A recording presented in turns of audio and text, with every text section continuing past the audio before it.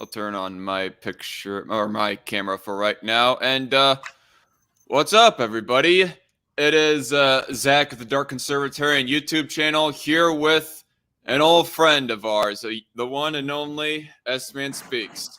Tell him how you are, S-Man. Well, I can't complain. Just enjoying the fact that it's still kind of warm outside in December, and you know, being reminded every day that I tell a lot of dad jokes that drive my coworkers crazy. But I can live with that. How you doing? Pretty good. Like I was about to tell off air, I recently caught coronavirus, actually. Holy shit! I mean, Thus why I have the name right here, Dark Coof. I don't know if you noticed an extra O and an F in the name there. oh, I was about to say that. I was gonna make a joke about that, but you know what? I think I'll just write in the chat. I'm not gonna. I'm not gonna say. I mean, if it's fucked up, but we all live for a fucked up sense of humor. I mean, it's kind of like good old times, you know. Yeah. Let me read this. Oh, jeez.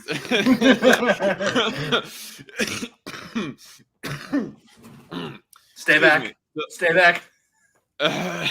Yes, I'm coming down with the newest variant that is in development called the Matrix variant. It's the variant in which it penetrates the internet airwaves and can transmit to anybody that goes tuning into this live stream, which means that not only are you now contagious S-Min and come down with it, but also Techno 1200 and Set 1000 in a live chat. Hello, how are you guys doing?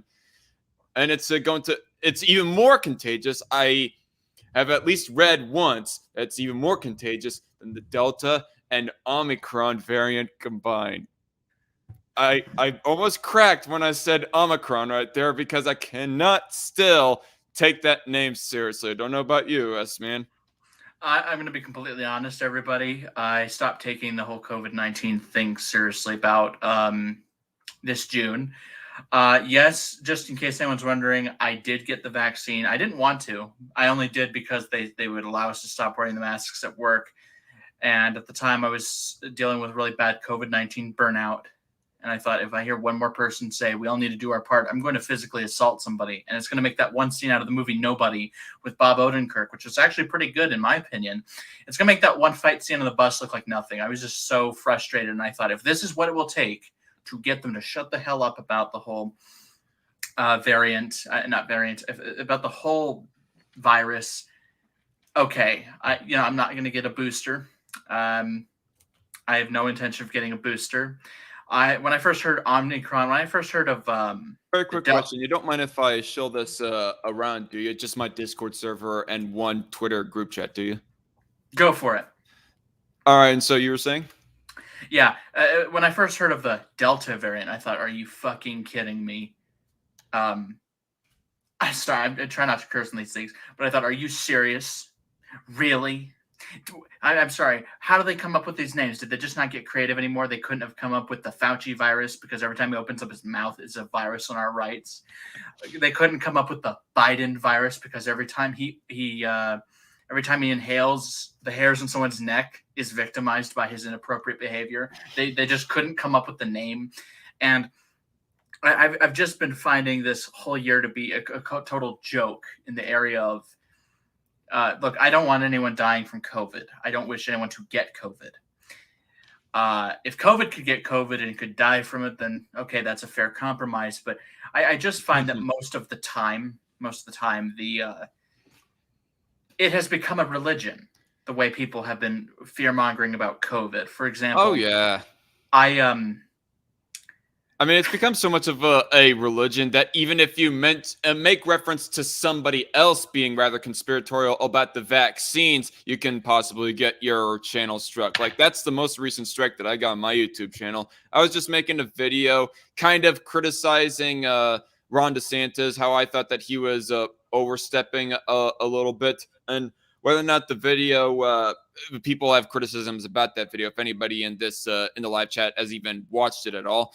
Nonetheless, I was not speaking any opinion at all, much less mentioning any facts even. I wasn't mentioning any facts or opinions about the vaccine or even the virus itself. I was purely just talking about policy when it comes to mask or vaccine mandates, and apparently just mentioning how somebody else believed that vaccines are, absolute farcical and absolutely do not work any other time.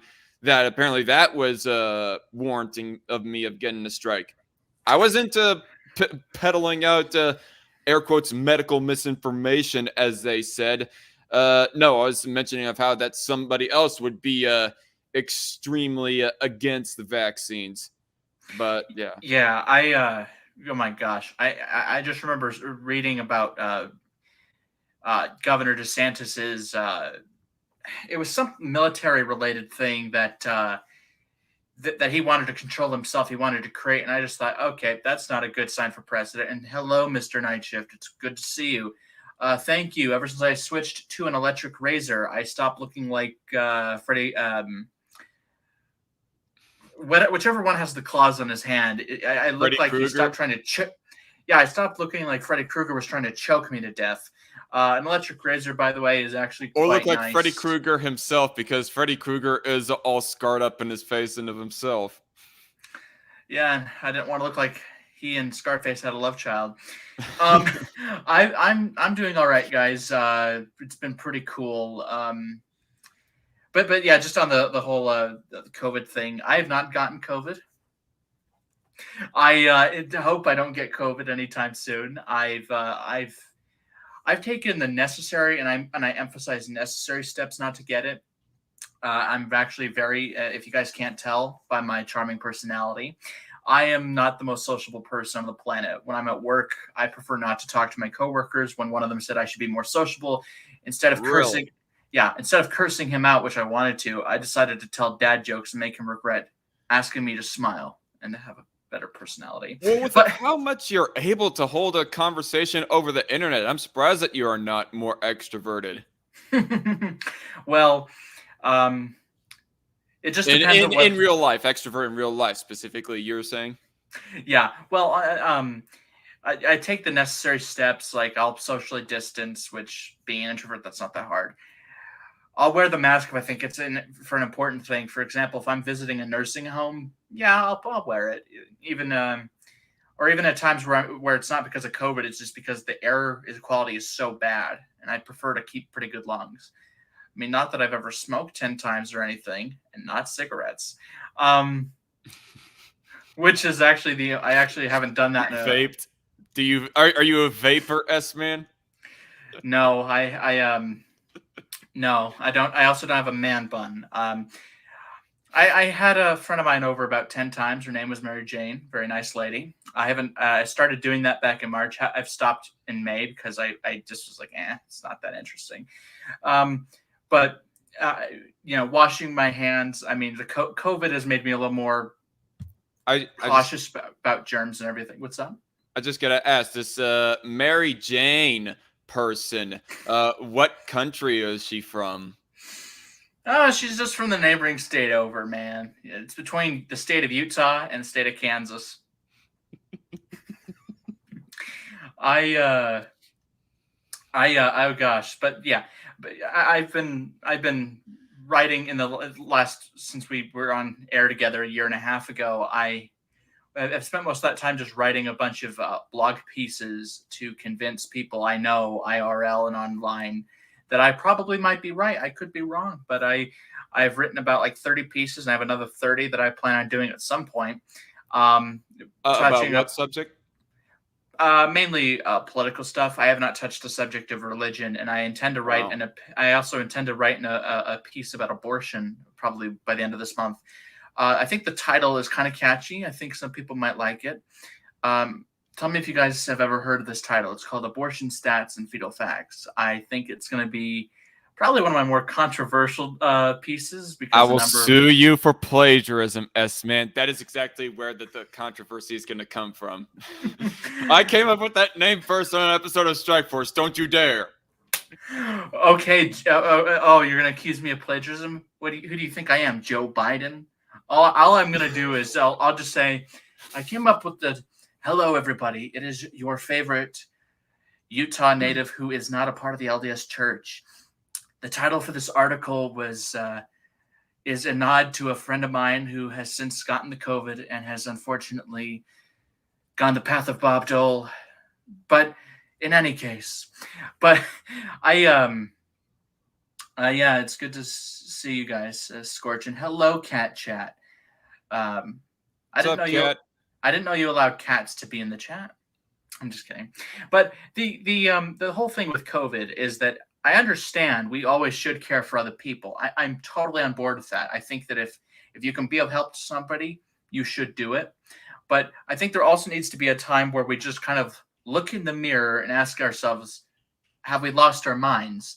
I mean, look, before I got the vaccine, I wore the mask pretty regularly. If I'm in an Uber and I want to go somewhere, I'll wear it because, well, I'd prefer not to argue with with the driver. But I think that we also need to be a little more vigilant about getting people to to understand that sometimes you just need to take a risk. It seems like people don't want to anymore. I understand that sometimes some risks aren't worth it, but sometimes they are. I have not worn a mask at the store unless someone ripped one in one of the aisles, and I didn't want to be near that. But usually, I'm pretty sure the mask's not intended to protect you from fart fumes. Yeah, that's why I get as far away from them as possible. And if I see someone looking like they're trying to hide the fact they did that, I'm gonna wish that they drink a lot of soda that's flat. And really, I do have enough respect for people's private property rights to just oblige by their own, business-related mask mandates. Yeah, I'm fine with businesses who require it. I don't have a problem with that. I do think that when local, I think the governments shouldn't do it. I would support. Yeah. I would support a constitutional amendment via constitutional convention because you're never going to get Congress on board. But I get a constitutional convention to ratify an amendment to prohibit mask mandates, government imposed mandates like that, and to establish that a vaccine should not be mandatory. Right. I think that maybe what should be done is an amendment that would add specifically and explicitly your private property rights, and that nobody's is to infringe upon that. That would be like a little bit more all encompassing. It would include how you cannot mandate that other businesses mandate masks, etc. Yeah, whenever I'm in an Uber or if I'm in a place where they ask me to put on a mask, I'll do it because I'm not going to be a Karen about it. I don't have any personal objections to doing it. I don't think that masks increase your risk to COVID. I'm not even really buying that the vaccine would do it because when I got the vaccine, I got the Johnson & Johnson one. I don't get shots very often. Before then, the last time I had a shot was August 2014, just like I go to junior high. And oh my, what a difference 7 years makes. But the worst thing that happened to me after I got the vaccine was I had a bunch of body aches for like a day or two. And after that, it was all KFC gravy from there. I think that the overall what we should be doing as a way to bring the COVID tyranny to an end is we need to in the area, if you're someone who likes to engage in electoral politics, for you, I would suggest that you, I guess, volunteer on behalf of, I don't know, someone's campaign. If you don't believe in voting, then that's fine. I don't object to you people. And yes, you people. But I think that the strategy for next year should be to tie everybody who is for these government-imposed mandates, tie them to Dr. Fauci, make him a punching bag. And because YouTube is crazy, figurative punching bag. Tie them to Dr. Fauci, tie them to Joe Biden, and state that that until Dr. Fauci is fired and until Joe Biden is not president, they will continue to be tied to them, and it will be like a cinder block chained around their neck. It's going to be like a huge drag on their momentum and their efforts. What was Night Shift saying earlier? Bob Dole, man, it's hot down here. Oh, hey, John McCain, Ruth Bader Ginsburg, and Jeffrey Epstein. I'll say this though, I actually didn't mind Bob Dole as a person because when I was younger, I had a broken leg, and for 3 months I was in a wheelchair or on crutches. He spent most of his life with one arm crippled, pretty much useless, and the other one rather numb. So if he could go through that and live to be 98, then I have no problem, living my life and trying to be better than where I used to be. Um, and that's what Scorch Voluntar said. I hope I'm pronouncing that right. Yeah, if someone asks me, they respectfully ask, "Hey, sir, could you put on a mask?" Yeah. I'll ask, "Okay, sure. Do you have one?" I could, but And yeah. speaking of risks, people taking risks into their own hands. Apparently, that is something that Hassan Piker does not at all take into consideration. A person taking their own risk of their own life and well-being into their own hands. I'm actually in the middle of doing a response video, editing together a response video to one of his videos where he is partnering up with a co-host who, believe it or not, is more stupid than him, because this guy has he just sit there all silent without really as much of a substantive response to Ben Shapiro was the person that they were responding to. So it's a responseception, as I seem to do a lot on my YouTube channel. But Hassan, he just says that, I cannot remember what the exact line was, but he said something to the effect that it is the government's job to protect you from yourself if you're being an idiot. And he mentions traffic laws and seatbelt laws, laws on hard hats. And I'm just thinking to myself, anti-fast food laws as well, anti-smoking, anti-meth laws, all those other stuff. Anti-abortion laws. I mean, I find the argument with that to be absurd from him, because, simply put, I understand this is going to sound kind of cold-hearted, and let's be honest, I do have that personality for that. I'd say that if you have to convince somebody to care about their own safety, you probably are going to be wasting your time. For example, a little girl about a month ago was messing around in the furniture section of this job I work at. She fell because she had these pedals, the kind that are detached on their own. She was pedaling with her hands, and it slipped out from underneath her, and she, boom, right in the chin, huge cut. And I made dad jokes about it, not in front of her, of course, because I thought it'd be funny. But anyway, a little while later. Kind of reminds me of an accident that I once had going on a bike ride with my dad. I literally fell on my chin when I when the front tire slipped off of the sidewalk from where we were at. Yeah, I mean, yeah, it hurt. If I was to shave and you just to look very closely, you can still see the scar there. And because my chin is kind of crooked, yes, it is on the side that is slightly lower than the other. British chin. Anyway, but a little while after that, I'd rather that than the British teeth. Well, then again, my teeth aren't exactly the most lined up with my nose, but at least they aren't crisscross with each other. Mike Pence will be very disappointed in you. But a little while later, there was another little girl who was climbing up the shelf, and I'm thinking, oh my, please, why do you kids hate yourselves? So I said to her, get down. It wasn't my job to tell these kids not to do reckless things. It wasn't my job to tell them that they should care about their own safety. Of course, I'm not going to celebrate them getting hurt, but it isn't my job as an employee at this place to tell kids not to do dumb things. It's like on the radio, they have to tell people no. Really? Yeah, they have to tell people no, standing up in shopping carts. And I'm thinking, one time there was this kid standing up in a shopping cart, and he was not too far from the wall where there's a section of butcher knives in plastic bags. And I'm thinking, okay, I'm going to pretend I didn't see this because I don't have the caffeine or the energy to care anymore. But of course, luckily enough, his mom wasn't too far away. But the whole thing with protecting with the government,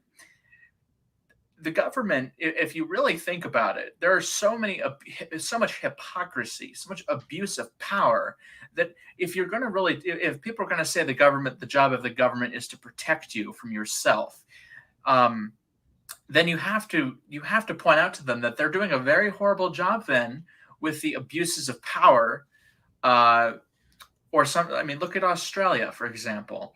Like, I get it. People need to. People need to.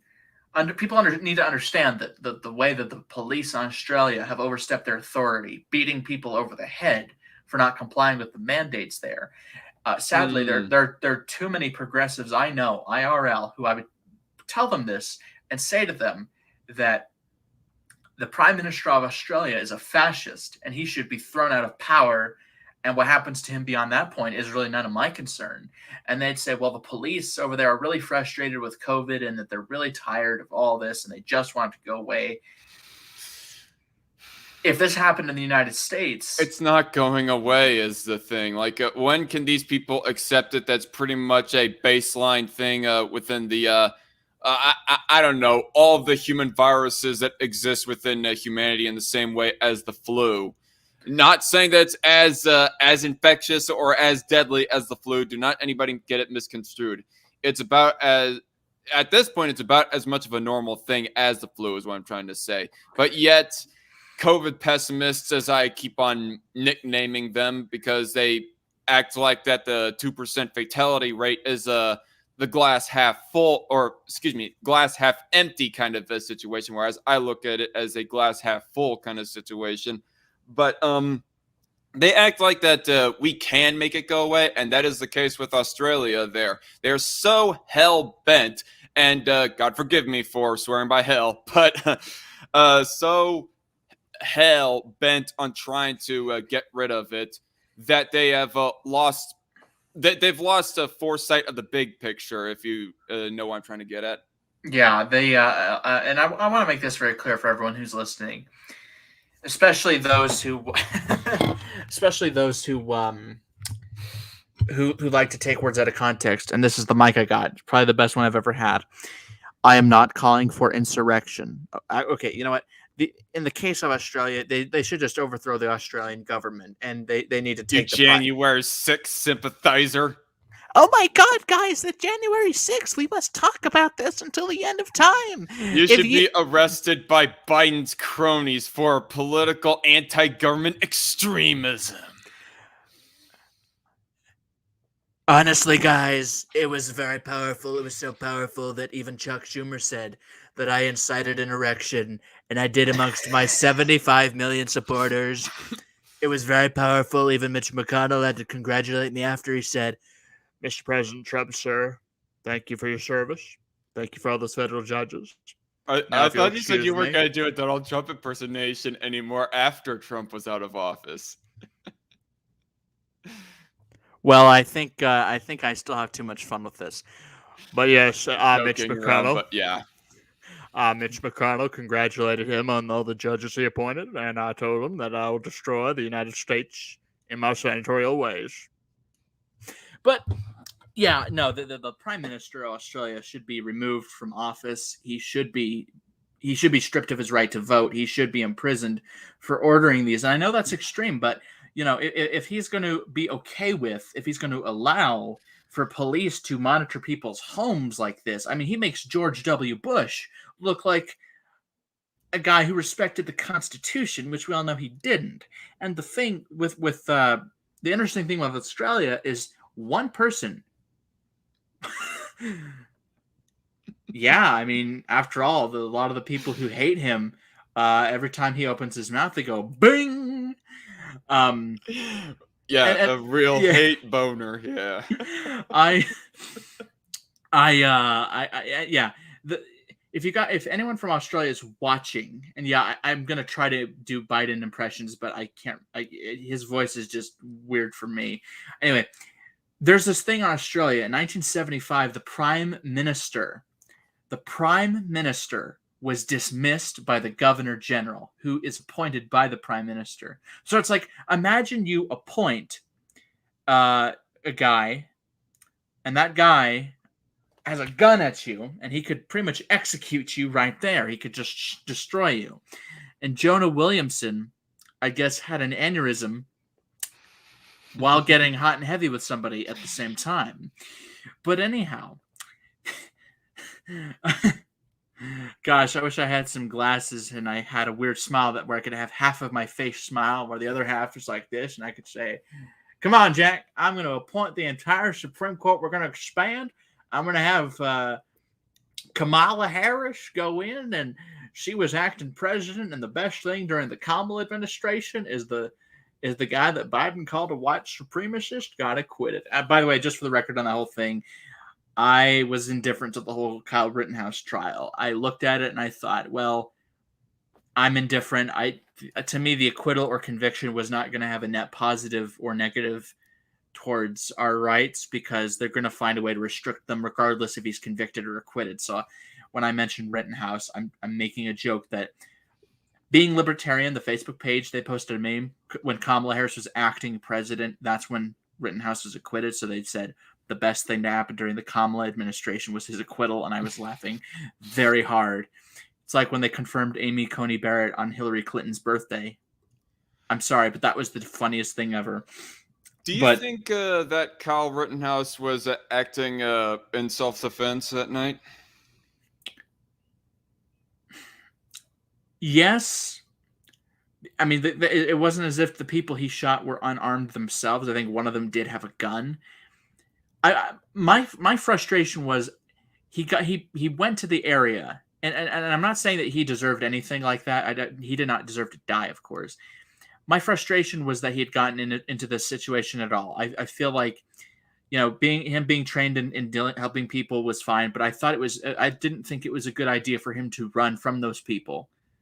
He has the gun, which he is easily out. He has more firepower than they do. I think he had no reason to run. I don't think he should have physically run away. I do wish that the people he had shot had been tried for what they. Yeah, don't bring a skateboard to a gunfight. I mean, I do think that there was some dumb decisions that were leading up to that situation. I'm not necessarily going to justify that Rittenhouse should have been there.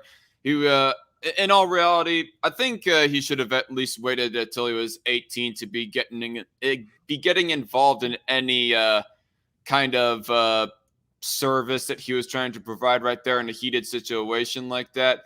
But ultimately, my argument was that whatever we want to say about the setup, like nothing he did beforehand was illegal. The gun charge was the closest thing that they had to anything that was illegal that he did before leading up to that night of self-defense. And even then, that got dropped on a technicality because, for one, the firearm was already in Wisconsin, and two, he was able to possess it because it was within the length that it was long enough to where that his age at the time, 17, was allowed to go ahead and possess it.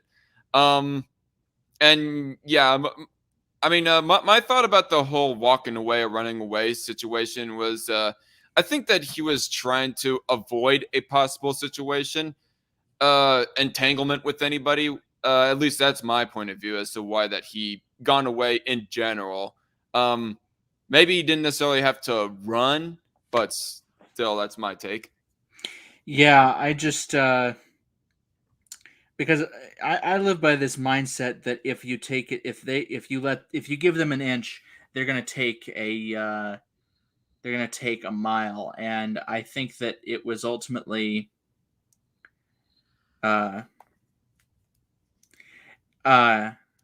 it's also sorry, hang on a second. Yeah.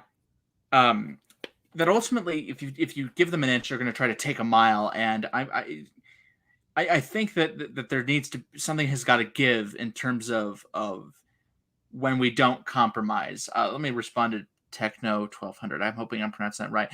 Yeah, honestly, if you're going to be a politician, and let's say you have like a super majority in a state legislature, you should just be going through all the laws on the books and just getting rid of as many that are bullshit as possible. And unless that's what your platform is going to be, I honestly don't think that you deserve to be elected. And as for she shouldn't have been there.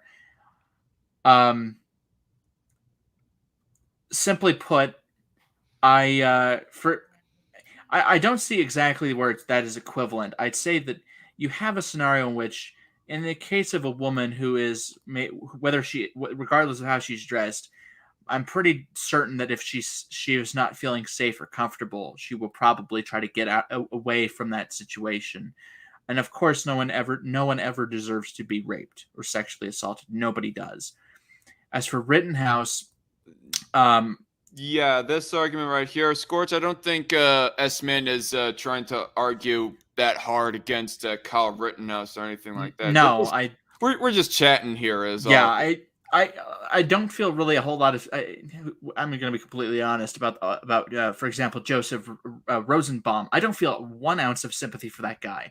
He shouldn't have been there. And I think he was the one where he was the one with the skateboard, right? And he was jumping. He was jumping. Nope. It was Anthony Huber. Anthony Huber was the second guy with there was first Joseph Rosenbaum, the discount Jason Statham looking guy.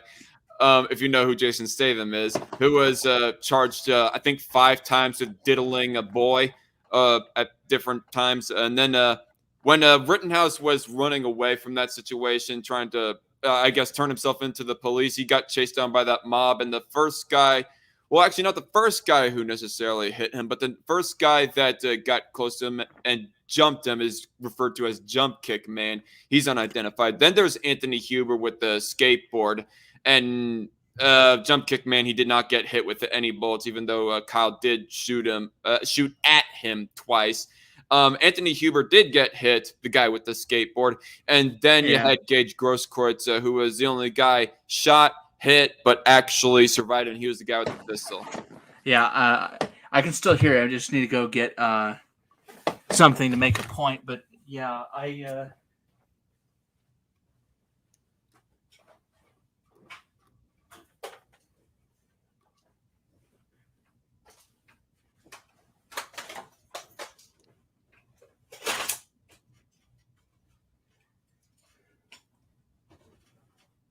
wonder what he's getting. Anyway, what was I saying? Yes. So, anyway, Anthony Huber, the guy who's jumping up in that one picture, he was jumping up 1 second, but he wasn't jumping after that, the next second.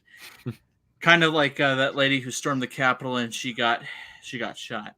Anyway, yeah, you shouldn't bring a skateboard to a gunfight, just like how you shouldn't bring a knife to a gunfight. It would not be a good idea, and it's like trying to attack someone when they're in an elevated position. I think that in the area of Kyle Rittenhouse, I think that. Wow, that loud audio intake right there. You got like very close to the microphone. Sorry, I just dropped this very nice knife that I have. Anyway, the whole, and no YouTube, I don't commit acts of violence with it. I just cut open Amazon boxes. Thank you, Mr. Bezos. I use this just to cut open letters is all. But yeah, I think though with Kyle Rittenhouse, I think he I'm not saying he deserved to die, not at all. I no one should have been there that day. None of them should have been there. Nobody should have been burning down property. No one should have been vandalizing. Sorry, I just hit the ear wrong. Nobody should be vandalizing property for really any reason. I mean, for example, if that one guy who was charged with diddling 5 kids, whoever it was, whichever one it was, his property should have been vandalized. He should have been the one that got targeted by a mob, provided that they proved that yes, he in fact did that. I mean, I just don't want to be like, well, he's charged, therefore automatically you gotta just. But unfortunately, I think Rosenbaum did not have any property. He was put in a mental ward at the time, right before he got let out and participated in that riot, the Jacob Blake riot in Kenosha. Yeah, I personally speaking, I wouldn't have done what Rittenhouse if I were in Rittenhouse's shoes. I wouldn't have bothered going to Kenosha because, if the governor of Wisconsin wants to be a moron and allow a city to burn, and if the police are going to stand by the governor and let the city burn, well, I mean, let's be honest, they weren't going to really do anything anyway. Then that's on them. The mayor should resign. I don't know if he actually did, but he did receive condemnation for his handling over his administration's response to how that happened. Let me go to Kenosha, Wisconsin, because that's going to drive me crazy. It's like when you're trying to go to sleep and then your mind wanders and you're like, wait. So John Antaramian, whatever, is the current mayor of Kenosha, Wisconsin. This is his second time serving in the job over the course of 30 years. He should have resigned. I think it would have been good to get somebody else, but someone who's going to do that. So apparently there's this meme that JC Armitage gone sharing, and I'm gonna go ahead and start screen sharing just for this one meme at least.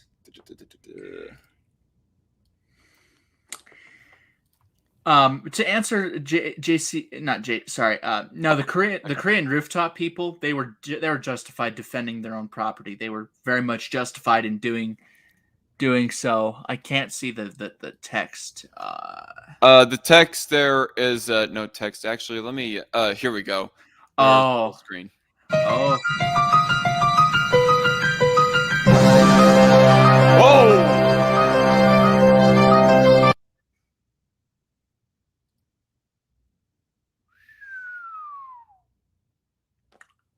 That is I've never been one to use a skateboard, but that is the coolest skateboard ever. And I have to say that not only is that the coolest skateboard, that is the skateboard where you know that if you do anything dumb like that,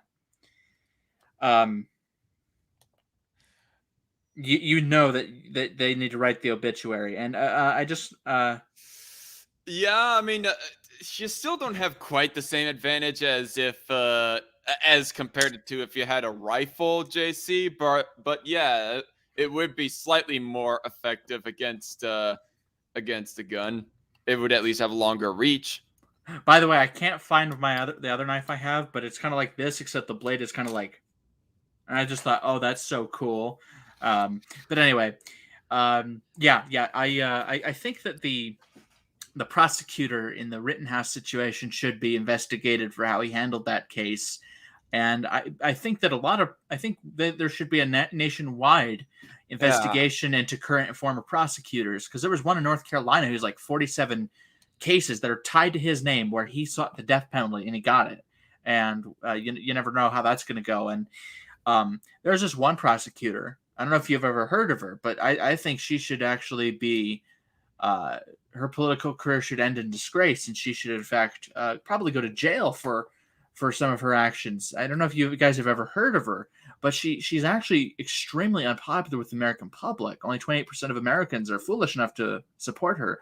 Her name is Kamala Harris, and she has the most inauthentic laugh I've ever heard. It's actually worse than my laugh when I have to laugh at customers' jokes. What inside joke is Mr. Merchant doing here, by the way? When I used to do my Donald Trump impressions, I'd say something like, "Hello, everyone, it's your favorite." No, I'd go like, "Hello, everyone, it's your favorite president. And by the way, still your president.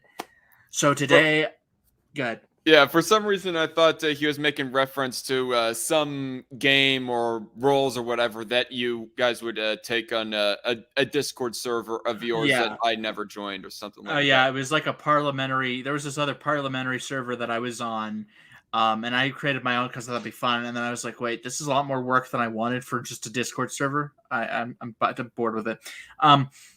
By the way, guys, go ahead. And speaking of death penalty, like just very quickly, the last time that we had met, I was somewhat pro keeping the death penalty, but a bit of a funny story here, actually. I had a little bit of a feverish nightmare of where that a family member of mine was actually being convicted of a crime that within the dream they actually did not commit. And I'm just gonna say it. It was my mom. I do not know of why it was my mom. No idea at all. Maybe it's I don't know. Maybe it's a bit of a subconscious sign of how much of a mama's boy I am. But whatever. Yeah. So I had this like feverish nightmare of how that she was being convicted of the death penalty, and at the very few last moments of it, of when that I was starting to wake up, I was all like, "No, I'm gonna miss you, mom. I love you," and all that other stuff. And as I woke up, I was just like staring there at the ceiling of the dark room of my dark bedroom right to here. Just yeah, it was kind of creepy, and I kind of took it as a little bit of an epiphany, almost like not mean to get too cringy to anybody because I know that there are some non-Christians listening, including this man here. But I almost took it as like a message from God Himself or an angel, even. Reconsider your position on the death penalty. And so eventually, I think I've come to the opinion that definitely if the death penalty was gotten rid of, I would not blink at all. And Yeah. Scorch Volunteer, yes, I'm sorry that I make you all cringe, but nonetheless, that's how I feel now. I guess I am somewhat leaning towards repealing, abolishing the death penalty. I still, by philosophy, think that people like Joseph Rosenbaum absolutely does not deserve the right to life at this point. Well, at the point that they were alive, right before Kyle shot him, anyways. You know. Yeah, he But, took care of that for you.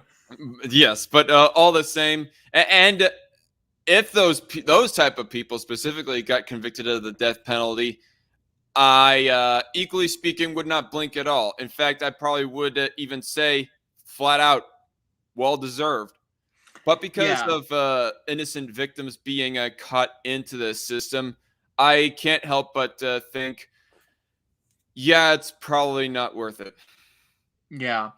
There for example, in my home state, uh we when the death penalty was reinstated by the Supreme Court, when they said that the death penalty does not violate the Constitution, the state of Utah was actually the first one to carry out the first execution. It was Gary Gilmore.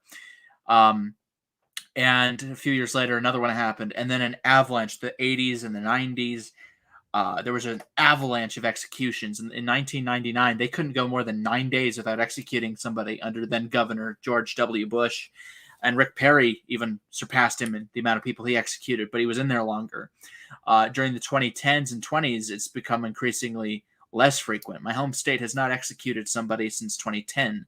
Um, the state of Kansas has not done so since they reinstituted the death penalty. They've not taken anybody out. I think that my problem. I used to say there was a lot of these reforms we could do that could take all the anti-death penalty arguments, and it would be essentially addressing addressing the concerns. But then I realized that it would be faster, more realistic in the political sense, politically realistic, but also morally easier to just to end the practice of the death penalty. If people wanted to talk about keeping it retroactively, I would be open to it. It's However, easier to get rid of the death penalty than to get rid of all the corruption within our judicial prosecution, is what you're trying to say. yes, I would say that Prosecution corruption, more specifically. Get rid of all the judicial prosecution corruption, not yes, prosecution itself. I mean, obviously, we're not against prosecuting, say, murderers or rapists, y'all, just to clear that up. yeah, because the in Orange County, because I used to follow the politics of California very closely before I actually got online back in 2015. The governor of California, then Jerry Brown, and then Attorney General Kamala Harris declined. They were actually even though they both say they opposed the death penalty, they were going to defend the state's death penalty laws because because in 2014, a federal judge struck it down as unconstitutional. It was eventually reversed by a year and a half later. But they were going to try to defend the state's death penalty. And they have the most people on death row, a super majority, but they have not executed anybody since 2006. You know it's bad. And to all the anarchists, you know it's bad when one particular county, I think it was Orange County in California, had to be blocked, banned from seeking the death penalty indefinitely because they had so many cases of prosecutorial misconduct from that particular county in California, in which not only were they found to prosecutorial, like mishandling evidence or disproportionately seeking to the death penalty against various other people. Now, the interesting thing, though, with California, in the context of its political views, what they say they believe and what they actually do, if you guys go to the New York Times on their YouTube channel, look up the video "Liberal Hypocrisy it was weird they posted it, but it's something about liberal hypocrisy in the area of inequality, and it was brutal, and I loved it. And it's one of the few times I actually would recommend the New York Times on anything. But for a state that voted twice... Oh, I think I have come across that article. Never actually clicked on it and read it, mostly because it's behind a paywall. I keep on getting blocked by New York Times nowadays because they've started enforcing more heavily their paywall now. Well, I would mention that their YouTube channel, it's free on their YouTube channel. Oh, you're right. It was a video, not an article. My bad, but go on. Yeah. But what's interesting to me is that for a state that voted twice for Bill Clinton, which was a different time politically for California, and then it voted twice for Barack Obama, once for Hillary Clinton, Al Gore, John Kerry, and Joe Biden, the state has had no problem voting to retain the death penalty twice. They voted to overturn the state legislature, in which the legislature passed legislation regarding gig workers in the gig economy, Uber drivers being recognized as employees, therefore they get certain benefits, something like that. 57% of the voters voted to overturn the legislature's actions, yet 63% of the state voted for Joe Biden, which meant there are even people who supported him that didn't agree with that, which I think is interesting. But I found that with the death penalty, going back to that, is that you have the risk of executing the wrong person. It costs more to handle a death penalty case versus a non-death penalty case, because special lawyers trained at dealing with these cases. The appeals process is extremely expensive. Court-appointed lawyers making sure that they actually are competent to represent the client. You have testing and retesting evidence, and things like that, as well as for example, here's an interesting case that I was reading about when it came to military law, state and federal constitution as well. There was a guy in the 1980s in the state of North Carolina who was arrested and charged with several counts of murder and rape. He was tried and convicted by a jury of his peers, and he was sentenced to death. A few years later, it was overturned. He was retried and acquitted. Thus, double jeopardy would apply. He was in the military, and he was on active duty, I believe, at the time of his active service. So in 2010, they tested his DNA, and they found that, yes, he, in fact, did commit those crimes. So they decided they were going to try something they never tried before. They arrested. They reinstated his active status. They arrested him. They charged him with that triple homicide. They tried him. They court-martialed him. He was convicted, and he was sentenced to death. He is still on the military death row. I would argue that case should be taken to the Supreme Court, because I'm sorry, when you are found not guilty of committing a crime, I would say that in the area of criminal charges, double jeopardy still applies, whether it is you're being tried by the military or whether you're being tried by the civilian courts. Just like how in 1866 the Supreme Court said that military tribunals, trying someone via a military tribunal when the civilian courts are in effect and fully functional is unconstitutional, because that's how they handled the Abe Lincoln assassins, by the way. But the whole thing is the risk of executing the wrong person. It's too expensive. It doesn't reduce crime. But you also have to deal with the fact that certain the ways they actually carry out the execution in and of itself can go wrong. And I understand that some of these people being executed really don't deserve any of our sympathy. There was this man in Arizona 7 years ago. It took him about, like, I believe it could be from anywhere from 2 to 6 hours to die. I mean, he was gulping for air like a fish. He had been on death row for 25 years up to that point. They executed him, and it went horribly wrong. This thing isn't supposed to take more than, like, I don't know, 10 minutes.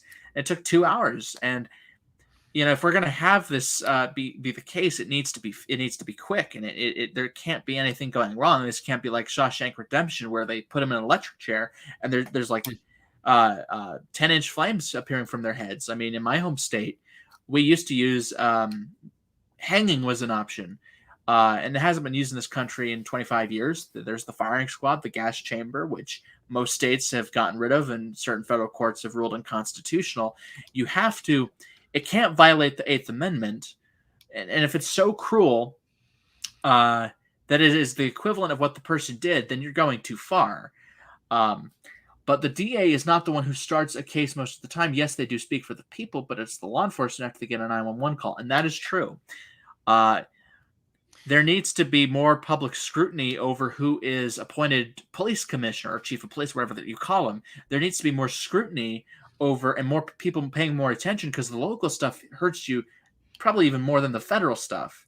You know, the local stuff, when you don't pay attention, whether it's to a proposed property tax hike, which my county in my state is the highest in terms of property taxes. You even though we're a very conservative state, all the Californians are moving over here, and hence why Romney's the last one to actually win a landslide here.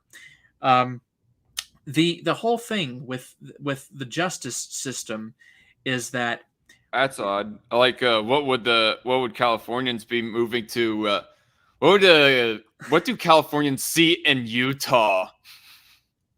What do any Americans see in Kansas? I'm just kidding. As to what they see about... No, touche. Besides, you have Laura Kelly as your governor. We have a rhino governor, but you have Laura Kelly as your governor. Oh, yeah, Laura Kelly. She was being so harsh and stringent to try and make sure that churches are shut down during the height and heat of the shutdowns. Lockdown, excuse me. Yeah, but just to, I guess, to wrap up on capital punishment, my proposal would be that we would start off with the federal death penalty. Ronald Reagan reinstated it via executive order, which I think was unconstitutional. I think an act of Congress should be required if that's what you're going to try to do. I would say that what should happen is... That's wrong, just on the surface. Executive order over a death penalty ruling, no. Unless it was like struck down via executive order by a past administration, I do not see how that he could do that. Really, that's the only way that I think that an executive order is in the right is if it's an executive order on how that federal employees are to work, like, hey, we're putting back in the mask mandates for all federal employees when they are working on the job in public buildings.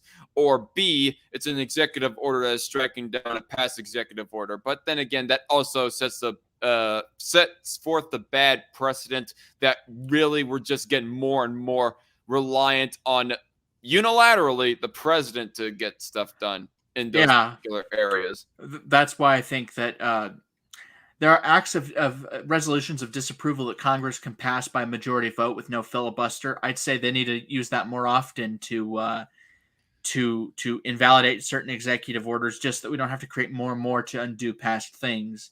Now, I would say that in the area of what we should do with the 2,000 people on death row, I would say that we need to their sentences should be commuted to life in prison without the possibility of parole. And through each and every individual case, we need to look at all the evidence. If any has not been tested, It needs to be tested, and if we obviously find innocent people, they go free. If we have terminally ill people, I would say release them to a nursing home if they're going to die in like 6 months. Otherwise, they would stay in prison for the rest of their lives. Now, in the context of under my system, everybody would be armed with a gun. I'd say you should get a gun. The type of guns you should have are the guns you can handle. You Like would if you're mandate gun ownership, kind of like how one town in Georgia did. I can't really, remember what town it was. I'd love to live there. Okay, you want me to own a gun? Okay, all I'm going to ask is for a Smith & Wesson 357 and a Colt 45, and okay, I mean, if I have to, I'll do it. It did not say that they were subsidizing them, so get realist, man. Damn it! But under my preferred system, I would be. A lot of people would own guns. If you really don't want to own a gun, okay. But the rooftop Koreans in Los Angeles during the 1992 LA riots. Oh, but if everybody owned a gun, they would automatically lose the right to self-defense. Don't you remember? Law expert Thomas Binger mentioned that. Does he have children? I hope I don't not. know. Yeah, you know who I'm referring to when I say Thomas Binger, right? I'm trying to remember. The prosecutor in the Rittenhouse case. Oh my! Every time I would try to listen to the trial and I hear him talk, I would immediately start to rage out, and I just have to walk away, and I just get so mad He because really does have the most punchable voice that you would ever hear, if a voice was even punchable. Let me. I'm gonna impersonate a Biden supporter real quick. Oh my God, Dark Khan, you're inciting violence against a politician. Because let's be honest, district attorneys are politicians. Oh my Apparently, God, everybody is inciting violence against Ted Cruz when they say he has a punchable face. In that logic, everyone is inciting violence against Ted Cruz's wife when they make fun of the fact she's married to a man who let me bully her. It was very funny. But oh my God, there's this live stream. This guy named Dark Khan and his buddy. They're just making fun of. They're calling for insurrection and violence. Everyone who does not comply with the vaccine and mask mandate is an insurrectionist. Who the fuck said that? No, that's just basically how liberal Twitter is behaving. Oh my God, Kirsten Sinema and Joe Manchin are just a bunch of Donald Trump supporters. At worst, what you could call them is egomaniacs. And at best, what you can call them is that they have their own beliefs and consciences, not really tied down to any ideology, really, which that is what makes them useful in this political climate. Otherwise, I mean, not saying that Republicans are good with spending, but otherwise Democrats would get away scot-free with every bit of spending bill that they wanted to, put forth. Yeah, I mean, there are occasionally a couple Republicans who may have done a good job in certain areas, but then there's always that part of it where certain areas of their governorship or mayoralty where they did kind of. Good luck to you, by the way, Night Shift. Good luck to you, Night Shift. For example, one governor that I didn't entirely, as I'd read up about certain Republican governors, Tommy Thompson of Wisconsin, he cut the welfare rolls by over 80%. During his 14 years as governor before he joined the George W. Bush administration as HHS secretary. I thought, okay, I will give him that. He did pursue charter schools and other areas of school choice. Although, unfortunately, because the Democrats held the legislature most of the time, he couldn't get school choice in the area of like Catholic schools. He couldn't get that, which was unfortunate. Republicans are bad. Democrats are worse. Yes, they are. For example, here's the deal. With Governor Kelly of Kansas and Dark Khan's home state, I would say that her executive order regarding closing churches, first off, no executive order should be taken as a law. To me, an executive order should be like directing your members of your administration to do something, as long as it's within the like if I was the mayor of my hometown, I would have signed an executive order directing, I guess, the commissioner of police to review ways to keep the police accountable to the public, or the fire commissioner to review if there's anything we can do to improve the quality of the fire department, or what have you. Something where it's like a suggestion, but it's not as if it's a law. In the area of Democrats in the state of Utah, is that the mayor of Salt Lake County. I do want to go back to talking about Thomas Finger once you're finished there. Yeah. Well, okay.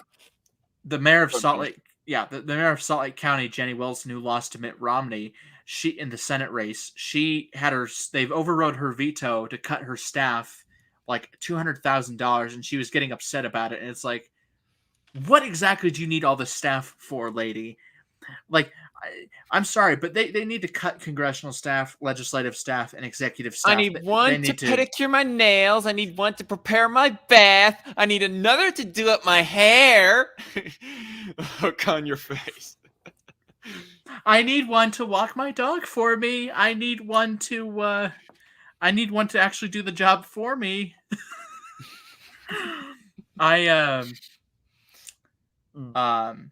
And no, you're right, Conundrum. I know people are like, oh my God, Biden signed that infrastructure bill and Trump cut taxes for the rich. That's their words, not mine. The two parties aren't the same. Barack Obama and Donald Trump both killed American civilians with drone strikes, or American citizens with drone strikes. That's pretty similar. But Barack, go ahead. The thing that I was wanted to bring up, did you listen at all to the trial of Rittenhouse? I did as much as I could, but I had to get a lot of caffeine in my system before I could listen to the prosecutor talk. I felt the prosecutor. When he just opened up with his question towards Rittenhouse with, you intended to kill the people you shot at, correct? He was walking in with the assumption of just right off the bat, assuming that much malintent on Kyle Rittenhouse. If he actually framed it like a question of, did you intend to kill? But no, he just walked in asserting that and asking if it was correct. And he just kept on running along with that assertion as well. He argued in bad faith. Yeah, I was just shooting at them in self-defense. And you intended to kill them. No, I was just shooting at them to scare them off. You intended to kill them. They just repeated it over and over again. It was so sickening. And he was doing in that, and he was asking all of his questions in that overly forced, calm voice. It was almost like he was actively trying to hold in a whole bunch of rage that he really just wanted to let out to the entire court that day. And it was so aggravating to listen to. I am very calm right now. If I had it my way, Rittenhouse would have a very bad time in prison. But unfortunately, my behavior got him acquitted. No. But indeed it did. It's just the judge yelling at him for trying to incriminate Rittenhouse just for practicing his Fifth Amendment rights. That was so cathartic. The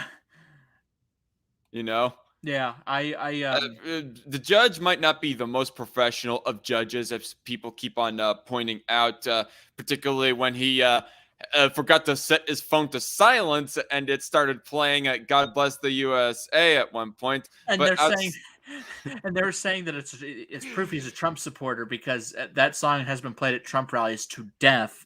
To me, what he should have played the song "Ho's Mad" right after the verdict. He should have said, okay, I'm going to text you when the verdict is announced and they're about to let him go. Just call me at that time, and I'll text you when the verdict is done, so that it can be all done. It would have been so. It would have been great. With that argumentation, is this the left kind of inadvertently admitting that being pro-America is exclusively a right-wing thing? They are just giving fuel to the fire to all the extreme right wingers on our side who are just all like literally all the left to literally hate America, you know? Yeah, I just thought it was just so ridiculous the way. I mean, look, if you want Kyle Rittenhouse to have been convicted, this was the worst prosecutor you could have gotten for the job. And to go back to what Techno 1200 was saying, an amazing executive order would be only to enforce laws in compliance with the non-aggression. I would agree. Unfortunately, Joe Biden has no idea what the nap means. He's probably thinking, "Oh, the nap! I can take a nap." Literally, I mean, he's such a freaking normie. He probably doesn't even know what anarchists are, except for people who want chaos, which is the colloquial and arguably wrong definition of what an anarchist is. Yeah, I saw this piece written pretty much in support of convicting Kyle Rittenhouse called "The Problem with Electing Judges." I mean, I agree judges should not be elected. I think prosecutors should not be elected. I think they should be appointed. However, just like any elected or appointed official, I'd say they should be impeached if they are if they commit acts of wrongdoing. For example, in Los Angeles, the city attorney there is elected. In my hometown, the city attorney is appointed by the mayor with the advice and consent of the council, but we have a Weber County district attorney. I would say that those officials should not act like politicians. That's what happens when you have judges who have to run to retain their seats. We have retention elections. I don't like those. I'd say that if they commit acts of wrongdoing, they should be impeached. If their rulings are discriminatory and you can prove this will affect people's rights, they should be impeached. My acquaintance now thinks there's a precedent. I believe that's what he's trying to say. Yes. That people who protest would be killed and vigilante justice would be used more. I think there's a possibility, but I think there's a possibility that people might take that and say, well, I did it, he got off, therefore I was right to do what I did. I would say it's not like he was, well, tell that person that they are wrong, Mr. Merchant. And really, it's not like Kyle Rittenhouse was going around just killing any random protester. If anything, the thing that sets the bad precedent for that would be the times of last year whenever a policeman like just randomly arrested a peaceful protester. Emphasis on the adjective peaceful. Mm-hmm. Speaking of elected versus appointed, there's a reason why senators used to be appointed by the legislatures. I can't remember which article it was in the. Right. I believe it was Article 1 in the Constitution required that state legislatures elect, and in some cases replace senators who leave office before the end of the term. I'm fine with keeping the Senate elected by the people. However, what I would suggest is that I'm a guy who loves to watch politicians suffer. For example, you could tell Republicans were really starting to really stress out about losing Georgia and thus the Senate. I'd say every state should have a 2-round system. If you get only a plurality, let's make you sweat a little more. Let's make you really beg for those votes, buddy. I mean, look at Alaska. They have a ranked choice voting, a little more sophisticated, actually a little more specific than Maine. But Maine, I think, is a fair system. I find that in the area of having elected officials, like in the area that deal with justice, like an attorney general, at the very least, those posts should be nonpartisan. I'd say there should not be a political or partisan point of view in the area of justice, which is unfortunate that that's what it pretty much boils down to. For example, my home state, we have a Republican attorney general. I'd say an attorney general should be appointed by the governor or the president and confirmed with the advice and consent of the state Senate or the United States Senate. I'll make a compromise with in the area of the Senate. If we were to send it back to the states, I'd say that I would say that the compromise would be that we would have the buy-seller amendment be ratified, which if it would have said it would have created a 2-round system for president of the United States. Because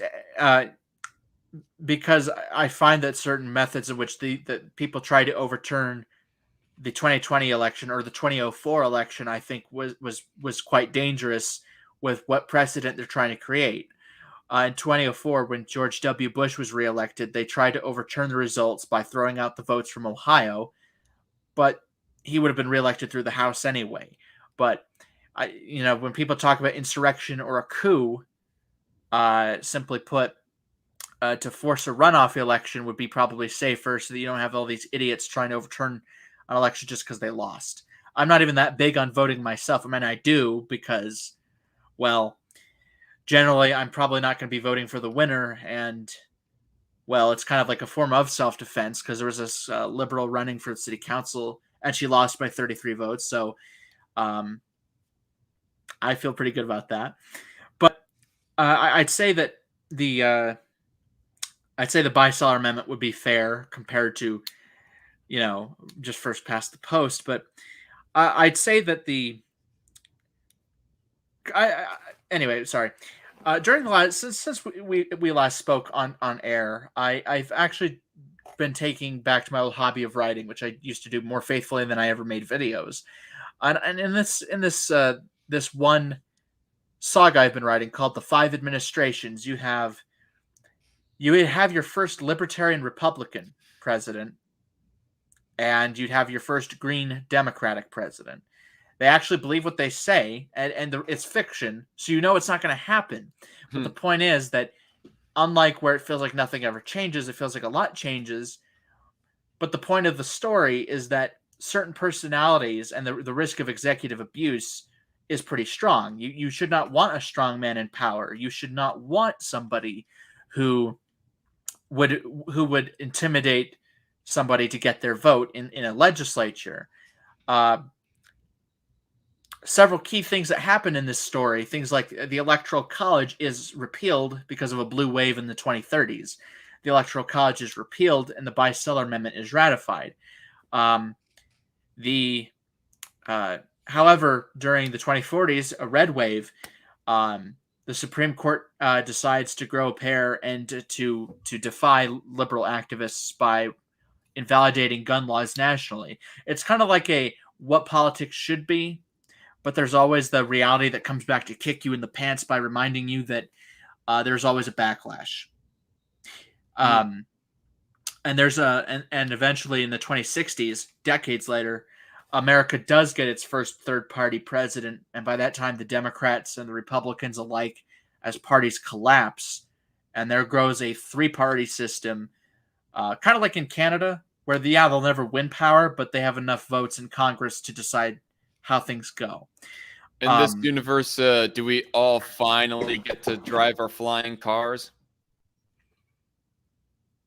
I have not even actually thought about that. I could write that in there. I could incorporate that in there. But America in the 2050s gets its oldest president at age 84. And that's kind of to point out that certain people really should not want to run for anything in their 80s. In New Jersey, there was a mayor who got reelected to a second term at 97 years old last month. First time he had ever run for office 4 years ago. Where was that? Let me look it up because he's 97 years old. Did you say Minnesota by chance? New Jersey. New Jersey, okay. Because I remember there's this one old video of war corpses that I watched where he made mention of there was this one representative who ran for, 50 plus terms or something like that. And he was being fed his own food to him by somebody else, liquefied. He was elderly I know what you're talking decrepit. And he said that it was his representative or one of his representatives anyways. I don't remember who that would have been, but there was one in Michigan who had been there. His family has represented Michigan in the House of Representatives since the 1930s. He replaced his dad via special election. His wife has replaced him, John Dingell Jr. I got a question, man. Can we run your pet dog Bear for president? Last year I wrote a satirical piece where a bear is elected president. He appoints a beagle to the Supreme Court. He has a dog-controlled Congress, and he signs legislation that bans the use of it requires all shelters to be no-kill shelters. He wins against Donald Trump and Joe Biden, capturing 67% of the vote. He wins the dog vote unanimously. The cat vote was split between Trump and Biden. In the area... So I think that maybe we should actually just prevent the cats from running for political positions. In fact, let's prevent them from being allowed to vote. You know what? Heck, let's take it a step further. Let's just enact that all cats are slaves from now on. Dogs have had enough of a long, rough time of being the servants of humanity, and everyone else helping like shepherd all the sheep into a bunch instead of going out and spreading out all over the place. The cats, they can take up that job instead. And if they don't, they are to have their shock collars activated. The seriousness, no, I do like both dogs and cats, probably equally speaking. I like dogs way more than cats, but if we got a cat in the house, I wouldn't mind it. But if that cat takes a dump in my room, we're going to be sending that cat away. I mean, the cat would be alive, but we wouldn't be having that cat for very long. But in the context of this saga, which I have been writing for 2.5 years now, excuse me, it all starts in Ogden with the youngest mayor in history, and it ends with the youngest former president in history. I was gonna end the saga there, but I kept getting more and more interested with expanding the timeline. The overall saga is going to last about probably 160, 170 years, but overall it won't reach the 2100s. I'll tell you that. I've had way too much fun with these writing scenarios because it's sometimes realistic, sometimes not. But that's the point of fiction. But speaking of fiction, there's people who think that Kamala Harris will run for president one day with Buttigieg as her running mate. And I'm just going to be honest. I would totally vote that ticket down. And by voting it down, I mean not voting for them. Because I voted third party in the 2020 campaign, meaning I voted... Harris Buttigieg ticket? Is that what you said? Yeah, Kamala Harris for president and Transportation Secretary Pete Buttigieg for vice president. I'm sorry. Buttigieg possesses, and I'm okay, to the anarchist viewers, I'm just saying all of this in the context if you're trying to be strategic politically. I'm not saying this is how I feel. If you're going to be running a presidential ticket, you should have, if you want to get elected, the point is you should have someone from a really well-respected cabinet post like Secretary of State. But I don't think Antony Blinken's going to want to do that. I would say Vice President or Secretary of State is not a bad choice. Attorney General probably is not that good of a choice. They're like the most hated member of the cabinet anyway. Like the Congress is going to hate your guts if you're the Attorney General. But Secretary of State is also very stressful. Vice President, all you got to do is break tie votes, chair some commissions, attend state funerals. Well, I do got this one question. Is it worse than running Beto O'Rourke for VP? You'll have Kamala Harris running on the slogan of locking up all black people, and then Beto O'Rourke running and take all their guns away too. No, her slogan is I got the black vote locked up, and we're gonna take your AR-15s and your AK-47s. I don't know if you've heard, but Beto O'Rourke, that'd be Beto like chiming into that slogan, talking about. And it's all like Kamala Harris is over here, like, I got the black vote locked up. And then Beto just comes in all like, and we're going to take away your AR-15 and AK-47. The funniest thing, though, with Beto O'Rourke is that he actually got within a hair of beating Ted Cruz. And I thought, you know what? If the people of Texas would have primaried Ted Cruz and then beaten O'Rourke, I would have accepted that. But the thing with Congressman O'Rourke is that in Texas they consider him a progressive, but nationally he's just considered a moderate or a neoliberal. I'd say that he's like John F. Kennedy if John F. Kennedy.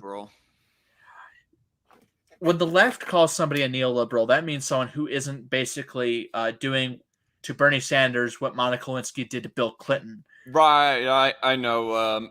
PSA Sitch, he always gets on the fact of how progressives and bread tubers on the internet would call any center leftist or corporate Democrat a neoliberal, when really that's not what the term actually means. Neoliberal, I guess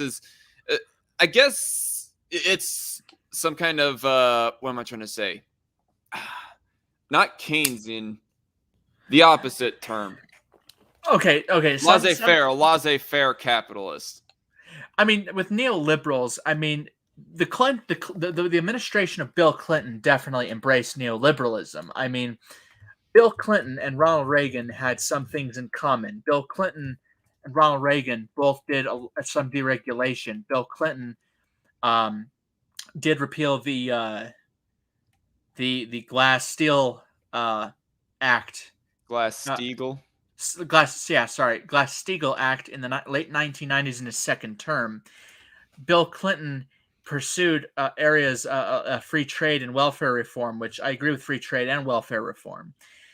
No, he did not have a budget surplus, because if he did, the national debt would not have grown by over $1 trillion during his administration, and the Social Security was not running a surplus.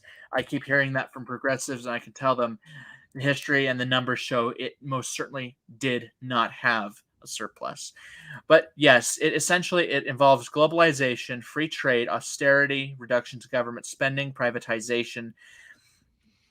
Globalism is generally a dirty word, and most of the people I've heard use it essentially are Trump supporters, and they call everything they don't like globalism. So usually what they say doesn't matter in that context. Privatization, deregulation, free trade, and austerity, I'm all for. They do use it as a buzzword. They use it as a catch-all for both international trade and international governments. I mean, I agree with them that the latter is bad, international governments, but the former, international trade, no, not inherently, no. I think I oppose international governments and international institutions. I think it would have... In that way, we would agree with all the Trumpists. Yeah, globalization is bad. Like, I also don't even think it would be realistically possible to set up a one world government. I'm sorry, but I mean, running a country, running a city, a county, a state, or a country, it would be stressful enough. But the entire planet, the strategic, the logistical requirements are just not there. It wouldn't work.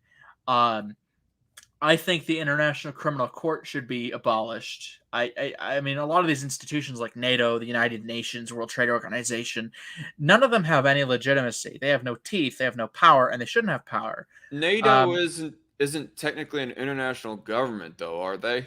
Well, I'm referring to international institutions or coalitions we're part of. I mean, NATO hasn't been relevant for 30 years because the Cold War ended, and their mission was to defeat communism. And with the Cold War collapsing and ending with the Soviet Union in ruins, their mission was completed. They should have stopped. But instead of saying, all right, mission accomplished, they decided to do the opposite of what George W. Bush did. They said, well, we have a new mission. Well, he said we have a new mission as well. He was wrong to say mission accomplished, but their original mission was accomplished. And it was wrong on their part I'm not saying we shouldn't care about other countries, because what they do will impact us, but simply put, sometimes it would just be better to ignore those countries and realize that helping them sometimes is just not worth the time or the energy. I've got one question, S-Man. Yeah. What do you plan to? Well, actually, I don't know if I should be mentioning this. Here, I'll ask you in private chat. All right.